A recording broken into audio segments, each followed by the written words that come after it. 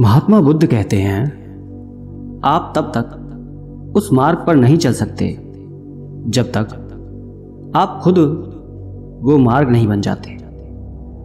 लोग सवाल पूछते हैं, मेरा मन नहीं लग रहा, मैं क्या करूं? मैं मन को शांत करना चाहता हूं, एकांत करना चाहता हूं, मन को साधना चाहता हूं, हर तरह के फालतू के विचारों से मुक्ति पाना चाहता हूं, पर मेरा मन कहीं लगता ही नहीं, वो हमेशा भटकता रहता है। आइए एक कहानी के जरिए से हम आपको थोड़ा इसे समझाने की कोशिश करते हैं। एक गुरु अपने शिष्यों को ध्यान साधना सिखा रहे थे। तभी एक शिष्य बोला, हे गुरुवर, मैं कुछ समझ नहीं पा रहा, क्या मैं आपसे कुछ पूछ सकता हूं? गुरुजी ने कहा, बिल्कुल पूछ सकते हो।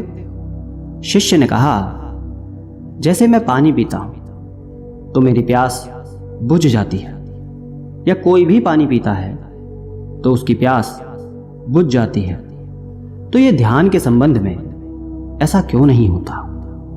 जब हम आपके कहे अनुसार एक जैसा ध्यान करते हैं तो हम में से कोई पहले तो कोई बाद में तो कोई कभी भी ध्यान की स्थिति को प्राप्त कर ही नहीं पाता।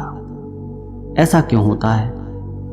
जैसे पानी से सबकी प्यास बुझ जाती है, वैसे ही ध्यान से सबके ज्ञान चक्षु खुल जाने चाहिए, पर ऐसा नहीं होता है। गुरुजी ने कहा, कल किसी ने भोजन पर हमें आमंत्रित किया है, कल तुम मेरे साथ चलना, मैं तुम्हारे प्रश्नों के उत्तर वहीं दूंगा। अगले दिन दोनों गुरु शिष्य भोजन के लिए एक धनी व्यक्ति के घर पहुंचे। धनी व्यक्ति की पत्नी ने उन्हें भोजन पर बुलाया था। दोनों भोजन करने बैठ जाते हैं। उन्हीं के साथ उस स्त्री का पति भी भोजन करने बैठा हुआ था। उसने अपने सभी नौकरों पर चिल्लाकर कहा कि ये क्या बेकार सा भोजन बना रखा है, इसमें कोई स्वाद नहीं है। वो भोजन की थाली फेंक कर नौकरों से कहता है कि जाओ, दोबारा ढंग का भोजन बनाकर लाओ। धनी व्यक्ति की पत्नी ने उन दोनों गुरु शिष्य से क्षमा मांगकर उन्हें भोजन परोसने लगी। दोनों ने भोजन किया। गुरु ने अपनी थाली में 2 रोटी छोड़ दी। गुरु ने उस स्त्री से कहा कि बेटी, क्या तुम मुझे ये 2 रोटी बांध कर दे सकती हो? स्त्री ने उन रोटियों को बांध कर दे दिया। उसके बाद दोनों वहां से निकल गए। रास्ते में गुरुजी ने शिष्य से पूछा कि तुम्हें भोजन कैसा लगा? शिष्य ने कहा, भोजन तो अति स्वादिष्ट था, मुझे पसंद आया, मुझे भोजन करके बहुत अच्छा लगा। गुरु ने कहा, इससे अधिक तुम्हें और कुछ नहीं लगा? शिष्य ने कहा, इससे अच्छा और क्या लग सकता है गुरुदेव? मेरी भूख मिट गई, मेरा पेट भर गया। गुरुजी ने कहा, भोजन तो अच्छा था, फिर उस स्त्री के पति को भोजन पसंद क्यों नहीं आया? भोजन तो अच्छा बना था ना, भोजन एक ही था, तब उसे पसंद क्यों नहीं आया? शिष्य ने कहा, आप ठीक कहते हैं गुरुदेव, मैं तो कुछ समझ ही नहीं पा रहा हूं, आप ही कुछ बताएं। गुरुजी ने कहा, अभी तुम मेरे साथ आगे चलते रहो। गुरु शिष्य चलते चलते बहुत दूर निकल आए। शिष्य ने गुरुजी से कहा, गुरुदेव, हम हमारे आश्रम के मार्ग पर तो नहीं हैं, फिर हम कहाँ जा रहे हैं? गुरु ने कहा, बस चलते रहो। बहुत दूर चलने के बाद एक फटेहाल व्यक्ति गुरुजी के सामने आ गया और उनके चरणों में गिर गया और बोला, हे परमात्मा, मेरी मदद करो, मैं 3 दिन से भूखा हूँ, मैंने कुछ भी नहीं खाया है, आप कृपया कर मुझे कुछ खाने को दें। गुरुजी ने उस व्यक्ति को एक पेड़ के नीचे बिठाया और उन 2 रोटियों को निकाल कर दिया जो उस महिला ने उन्हें बांध के दी थी। रोटियों को देखते ही उस गरीब व्यक्ति की आंखों में चमक आ गई। उसने तुरंत उन 2 रोटियों को लेकर खा लिया। खाते समय उस व्यक्ति की आंखों से आंसू निकल रहे थे। वो रो रहा था और खाता जा रहा था और हाथ से इशारे कर रहा था, जैसे वो किसी अदृश्य शक्ति को कह रहा हो कि तेरा धन्यवाद इस रोटी के लिए। खाने के बाद उसने गुरुजी को प्रणाम किया और धन्यवाद कहा। गुरुजी ने उस व्यक्ति से पूछा कि भोजन का स्वाद कैसा था। उसने कहा, स्वाद तो कहीं था ही नहीं, केवल जीवन था, परमात्मा और ईश्वर था। ये रोटियां नहीं थी, ये तो साक्षात जीवन था। ये कहकर वो व्यक्ति वहां से चला गया। गुरु ने शिष्य से कहा, देखो भोजन वही था, लेकिन एक व्यक्ति को उसमें स्वाद नहीं आता। तुम्हें उसमें स्वाद आया, तुम्हें भोजन पसंद आता है, लेकिन वहीं एक व्यक्ति को इस भोजन में स्वाद नहीं आता, बल्कि वो इसमें ईश्वर, परमेश्वर और जीवन को देख लेता है। इसी से पता चलता है कि व्यक्ति और भोजन की तृप्ति में भी अंतर है। पहले व्यक्ति की इसमें कोई तृप्ति नहीं होती, तुम्हें थोड़ी तृप्ति होती है, और इस व्यक्ति को अनंत तृप्ति होती है। ऐसा ही ध्यान के संबंध में होता है। जिसको जितनी ज़्यादा प्यास होती है वो उतनी ही जल्दी मार्ग बना लेता है। उस शिष्य की जिज्ञासा का समाधान हो गया था, उसके प्रश्नों का उत्तर उसे मिल गया था, लेकिन प्रश्न का उत्तर अभी हमारे नहीं मिला। प्रश्न था, मन क्यों नहीं लगता? दोस्तों, जो लग जाए वो मन नहीं है। मन का स्वभाव ही है भागना। जब हमारे पास कोई चीज अत्यधिक होती है तब मन उससे भागने लगता है। जैसे उस धनी व्यक्ति का मन जो उस भोजन से भाग रहा था, जो उसके लिए आम बात थी। लेकिन जब कोई चीज हमारे पास सीमित मात्रा में होती है और हमें मिल भी जाती है, तब हमारा मन उससे जुड़ा भी रहता है और हम उस चीज की थोड़ी बहुत अहमियत भी रखते हैं। जैसे उस शिष्य का मन जो उस भोजन से थोड़ा बहुत जुड़ा हुआ था, तो उसने उस भोजन के स्वाद को भी जाना।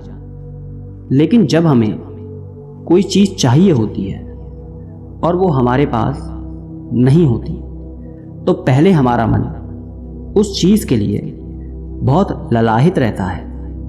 वो हर हाल में उसे पा लेना चाहता है।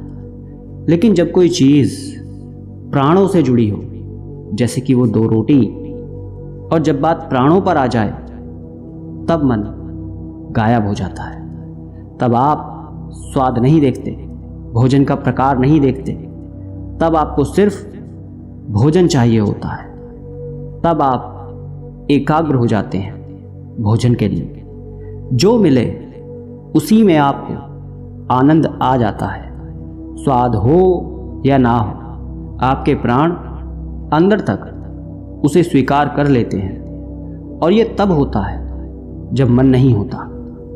हम हमारे मन को लगाने की बहुत कोशिश करते हैं। कुछ पढ़ाई में लगाने की कोशिश करते हैं, तो कुछ अपने काम में लगाने की कोशिश करते हैं। लेकिन आपने देखा होगा कि मन कहीं नहीं लगता, और ये लग भी नहीं सकता, क्योंकि इसका काम किसी चीज़ में लगना है ही नहीं, बल्कि इसका काम है आपको भगाना इधर से उधर। एक चीज़ आपको मिली तो दूसरी चीज़ पर ले जाना, दूसरी चीज़ आपको मिली तो तीसरी चीज़ पर ले जाना। मन संतुष्टि को नहीं जानता, वो केवल पाना जानता है। पाने के बाद भूल जाना जानता है। जो मिल गया उसे छोड़ देने की आदत होती है, जो छूट गया उसे फिर से पा लेने की आदत मन की होती है। अपनी जिंदगी के पिछले हिस्सों को देखें और जानें कि क्या आपका मन कहीं लगा है, कहीं रुका है, या वो केवल आपको अभी तक भगा रहा है। अब सवाल आता है कि अगर मन का काम भागना या फिर भगाना ही है तो क्या जिंदगी भर हम भागते ही रहेंगे? क्या हम कहीं रुकेंगे नहीं? ध्यान से देखो तो जिंदगी ऐसी ही है। जन्म से लेकर मृत्यु तक इंसान भागता ही रहता है, कभी किसी चीज के पीछे तो कभी किसी दूसरी चीज के पीछे। लेकिन फिर भी कुछ इंसान अपवाद हो जाते हैं, फिर वो रुक जाते हैं, भागना बंद कर देते हैं। तब चीजें उनके पीछे भागती हैं, वो किसी चीज के पीछे नहीं भागते। इसका सबसे बड़ा उदाहरण स्वयं गौतम बुद्ध है। हम आम लोग कैसे अपने जीवन में ठहराव ला सकते हैं, कैसे हम अपने जीवन में एकाग्रता ला सकते हैं, कैसे हम अपने जीवन में अपने मन को, अपने आप को नियंत्रित करने से रोक सकते हैं। और इसका एक ही रास्ता है, वो है ध्यान। ध्यान व्यवस्था लाता है, मन भागता है। ध्यान ठहराव बुलाता है, मन लालच देता है। ध्यान लालच को देखने की दृष्टि देता है। मन कहता है दूसरी चीज को पकड़ लो, ध्यान कहता है जो मिला है उसे जान ले। ध्यान एकाग्रता लाता है, लेकिन ध्यान को लेकर भी हम भ्रमित रहते हैं। ध्यान का मतलब आंखें बंद कर बैठ जाने को ही समझ लेते हैं। एक छोटी बच्ची बहुत अच्छी बांसुरी बजाती है, और जब वो बांसुरी बजाती है तब उसके सुर में खो जाती है, तब उसका मन गायब हो जाता है। उसके प्राण केवल उस बांसुरी की धुन में ही रम जाते हैं, और यही उसका ध्यान बन जाता है। लेकिन ऐसा इसलिए होता है क्योंकि इस लड़की को उस बांसुरी में रस आता है, आनंद आता है। यही उसकी प्रकृति है। वो वही कर रही है जो वो हो सकती है। एक अध्यापक है, जब वो अपने छात्रों को पढ़ाता है तो उसमें खो जाता है। वो अपने प्राणों से उस पढ़ाने का आनंद लेता है, उसमें रुचि है उसे। यही उसकी प्रकृति है। जब वो पढ़ा रहा होता है तब उसके मन में कोई हलचल नहीं होती। वो तब ना तो भूतकाल की बात सोचता है, ना भविष्यकाल की। वो केवल वर्तमान के क्षण में ही रहता है, और यही उसका ध्यान है।